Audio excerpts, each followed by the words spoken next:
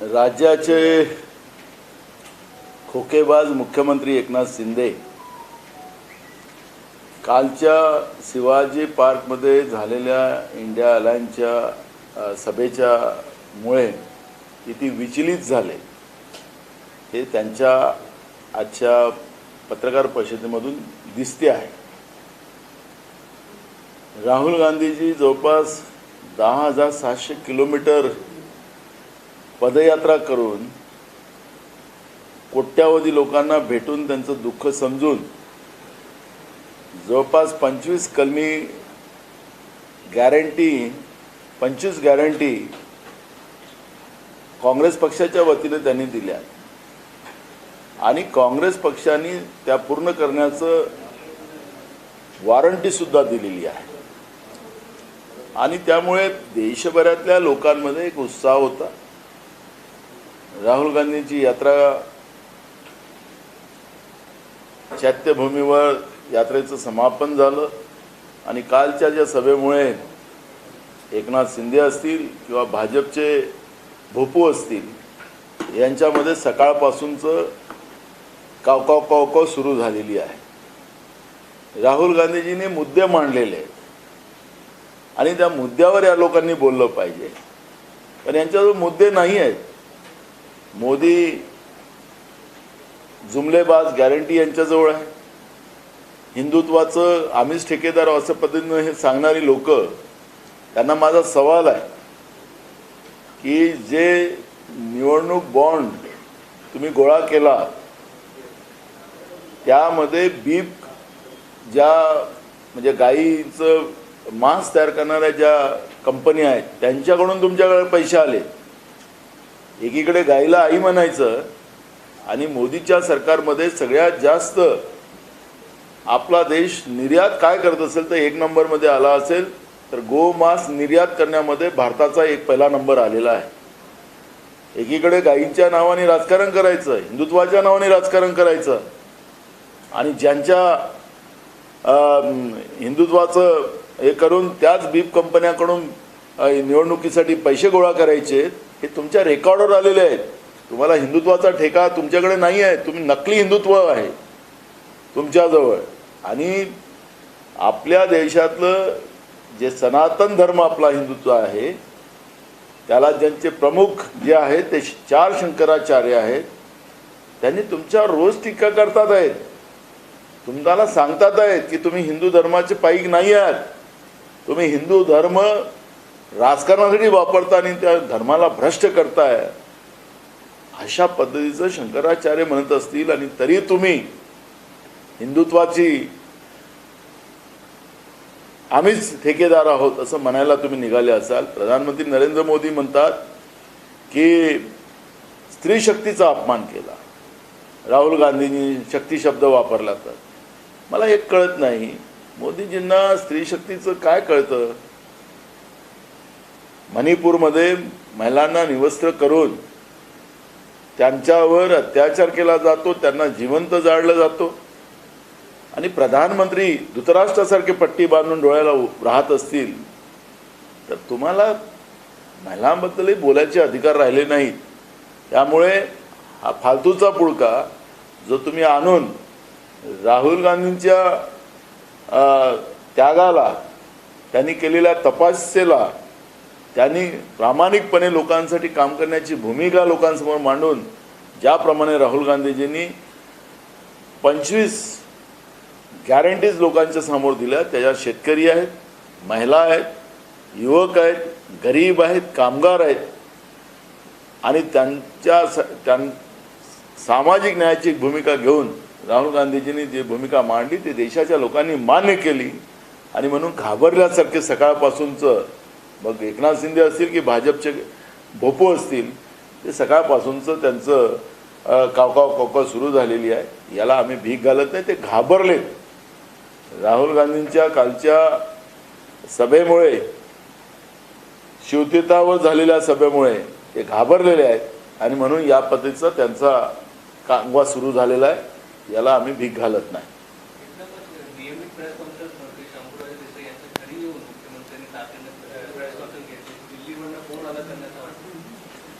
दिल्ली घाबरली ना, त्यांचे आका घाबरले. त्यांना जे काही आज पूर्ण महाराष्ट्रात नव्हे तर देशामध्ये जे वातावरण निर्माण झालं, त्यामुळे वरतून आकाचा फोन त्यांना आला आणि आकाचा फोन ते आकासाठी काम करतात. मुख्यमंत्री झाल्यानंतर मी औरंगाबाद याच्यासाठी शब्द वापरतो की अजूनही निवडणूक आयोगाने त्यांना औरंगाबाद शब्दच वापरलेला आहे, उस्मानाबादला उस्मानाबादच शब्द वापरलेला आहे. त्या पद्धतीचा गोंधळ या लोकांनी केला की आम्ही औरंगाबादचं नाव छत्रपती संभाजीनगर केलं, उस्मानाबादचं नाव आम्ही धाराशिव केलं, पण अजून कुठलाच रेकॉर्डला नाही. म्हणजे हे यांचं नकली नाव बदलवण्याचा जो प्रेम आहे ते पण आपल्याला या ठिकाणी दिसून येते. यांनीच मुख्यमंत्री झाल्यानंतर औरंगाबादला गेलेत आणि त्या ठिकाणी सांगितलं की माझे आका दिल्लीत आहेत, नरेंद्र मोदी आणि अमित शहा, आणि त्याच्यामुळे बुलेट ट्रेन राज्यातला सगळा उद्योग गुजरातमध्ये पाठवण्याचं काम यांनी केलं, खुर्ची टिकवण्यासाठी महाराष्ट्राला बर्बाद करण्याचं काम केलं. आणि म्हणून नियोजित प्रेस नसताना सुद्धा मुख्यमंत्र्यांनी या लेवलवर जावं आणि एक प्रकारे छत्रपती शिवाजी महाराजांच्या महाराष्ट्राचा अवमान करावं हे बरोबर नाही. तुम्ही म्हणताय की भाजप घाबरलाय, याच पार्श्वभूमीवरती आज मुख्यमंत्री राज ठाकरे सुद्धा दिल्लीला गेलेले आहेत. अशी शक्यता आहे की त्यांच्या अमित शहांची भेट होईल आणि महायुतीत सहभागी होण्याची शक्यता आहे. त्यामुळे भाजप कुठेतरी इतर राज ठाकरेंना सुद्धा गळ घालते ठाकरे आडनाव सोबत राहण्यासाठी. मी तुम्हाला एक गोष्ट सांगतोय ना, भाजपचं केंद्रातलं सरकार आता राहणार नाही. देशाच्या जनतेने निर्णय केलेला आहे. हे 400 पार नाही, 420 सरकार आहे.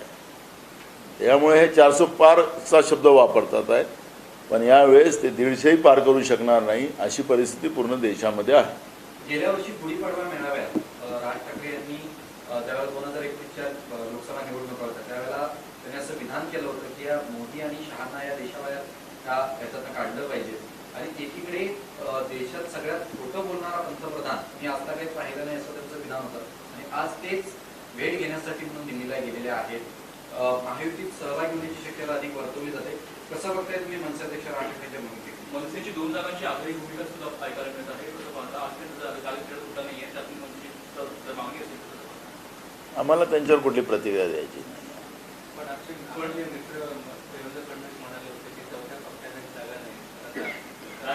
नाही, मला त्यांच्या पक्षाबद्दल कुठली टीका करायचं कार्यक्रम नाही. जेव्हा निवडणुकीच्या मैदानात आले त्यावेळेस आपण बोलू. भाजप घाबरले आणि दुसरीकडे मनसेला इग्नोर करू नाही चला, कारण अनेक उमेदवारांना त्यांच्या लाखापेक्षा अधिक यादी मतं पडली की त्याचा परिणाम इतर पक्षांच्या उमेदवारांवरती झालेला आहे, खास करून महाविकास आघाडीच्या. तुम्ही कसं बघताय? कारण का ज्या पद्धतीने ते राज ठाकरे 1 लाख मतांचा हा सगळा आज माझ्यासाठी तो विषय चर्चेचा नाही. निवडणुकीच्या प्रक्रियेत ते आले तर मग त्या पद्धतीची चर्चा आम्ही करू. आज आमच्यासाठी तो विषय नाही.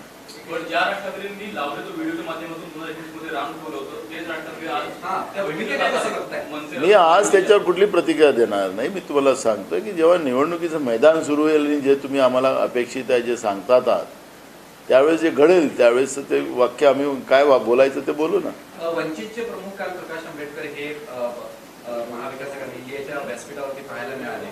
ज्या पद्धतीनं त्यांचं कालचं भाषण झालं, कुठच्याही प्रकारची त्यांनी स्पष्ट भूमिका जी आहे ही दिलेली नाही. तुमचा काही प्लॅन बी तयार आहे? कारण जर प्रकाश आंबेडकर तुमच्यासोबत आलं तसंच चित्र सध्या दिसतंय. त्याची भूमिका मांडली ना महिला सक्षमीकरणाची, ते तर आपण ऐकलीच. नाही, त्याच्यात त्यांनी अशी भूमिका मांडली नाही, त्यांनी महिला सक्षमीकरणाची प्रमुख भूमिका मांडली. भूमिका कुठलीच मांडली नाही असं कसं तुम्ही म्हणता? नाही, युतीच्या बाबतीत महाविकास आघाडीत सहभागी होण्याच्या बाबतीत त्यांनी असं म्हटलं की लढावं लागेल, मात्र स्वतंत्र किंवा एकत्र हे लढावं लागेल मोदींच्या. बरोबर आहे, त्यांनी लढावं लागेल मोदींच्या या अत्याचारी तानाशाही सरकारच्या विरोधात लढावं लागेल सांगितलं ना त्यांनी. त्यांची भूमिका स्पष्ट केली त्यांनी.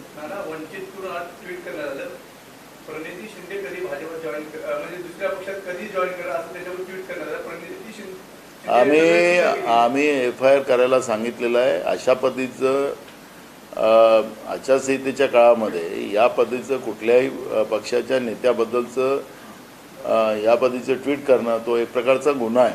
आणि म्हणून मी प्रणिती शिंदेंना सांगितलं की तातडीनं पोलीसमध्ये तो गुन्हा दाखल करा आणि या पद्धतीच्या बदनामी करणाऱ्यांवर कारवाई करा, अशा पद्धतीचं आम्ही पत्र देण्याची सूचना केलेली आहे.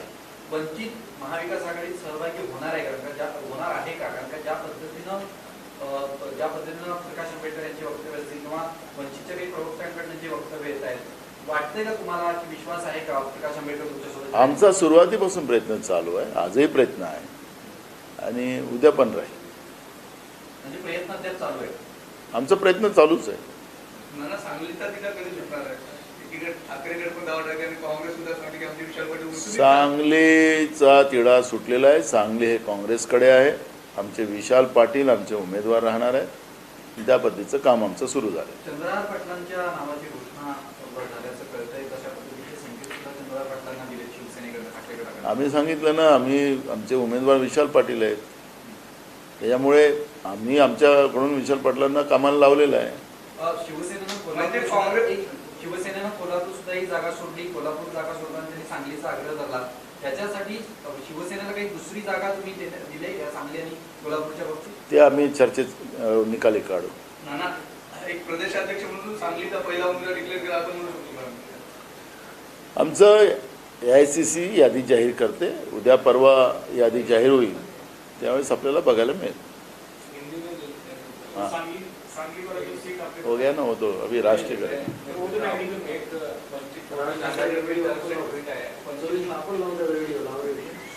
बहुजन आघाड़ी का ट्वीट आया है. शिंदे चिन्ह कमल. क्या ये देखो, इस तरह से किसी की बदनामी करने का अधिकार नहीं है. चुनाव की प्रक्रिया शुरू हो चुकी है. आदर्श आचार संहिता का पालन सबने करना चाहिए. ये एक प्रकार के आदर्श आचार संहिता का उल्लंघन है. हमने प्रणीति शिंदे जी को कहा है कि तुरंत रिपोर्ट दीजिए और कार्रवाई की मांग करिए. इन्होंने एक चित्र ट्वीट किया है, जिन्होंने फोटो बनाया उन पर कार्रवाई की मांग. बिल्कुल वही ना कहा हमने. तुरंत आज हमने उनको कहा कि तुरंत रिपोर्ट दीजिए और कार्रवाई करने की मांग की. कहीं ना कहीं सामने आ रही सांगली को लेकर के क्या चित्र स्पष्ट होता है? सांगली का हमारा डिसाइड है. हमारे विशाल पाटिल वहाँ के उम्मीदवार रहेंगे और वो जगह कांग्रेस लड़ेगी. उद्धव ठाकरे के ऊपर आलोचना हुई है आज कि उन्होंने हिंदुत्व खत्म कर दिया. कल राहुल गांधी के साथ शिवाजी पार्क में बैठने के बाद शपथ ली गई. क्या है इनको बीजेपी को हिंदुत्व का कॉन्ट्रैक्ट तो दिया गया नहीं. ये किस आधार पे बोलते हैं? आपने देखा होगा कि गैया को माँ बोलते हैं और गैया सबसे ज़्यादा 10 साल में इस देश से अगर कोई चीज़ निर्यात हुई है, एक नंबर जो होगा दुनिया भर में, मैं सिर्फ भारत देश का नहीं बात कर रहा, दुनिया में सबसे एक नंबर निर्यात करने वाला देश, बीफ निर्यात करने वाला देश भारत है. और भारत देश से अगर गैया रोज काटी जाती है और पूरे दुनिया में एक नंबर अगर देश बनता है, तो इनका हिंदुत्व से क्या नाता है? एक जो बीफ कंपनियां जो है उनके माध्यम से इनके अकाउंट में बीजेपी के चुनाव फंड दिया गया है, तो इससे बड़ा पुरावा क्या चाहिए? और इसलिए ये हिंदुत्व का नकली जो बात ला करके हम ही हिंदुत्व के कॉन्ट्रैक्टर है, ये कोई हिंदुत्व के कॉन्ट्रैक्टर नहीं है. हिंदू धर्म को बदनाम करने की व्यवस्था बनाकर बीजेपी ने रखी है, जिसके राजनीति में लाकर हिंदुत्व को बदनाम करने का काम ये लोग कर रहे हैं. हमारे सनातन धर्म के जो 4 पीठ है शंकराचार्य जी का, उनने भी इस बात को विरोध किया है. उन्हें बताया है कि ये बीजेपी इस तरह से ना करे, लेकिन बीजेपी अपने फायदे के लिए और देश की बर्बादी के लिए और हिंदू धर्म को भ्रष्ट करने के लिए बीजेपी पूरी तुली है, और इसलिए इनको हिंदुत्व के बारे में बात करने का कोई अधिकार नहीं. तो ये दे दिया ना.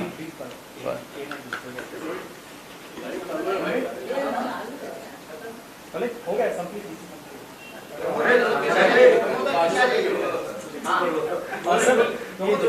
जिस तरह से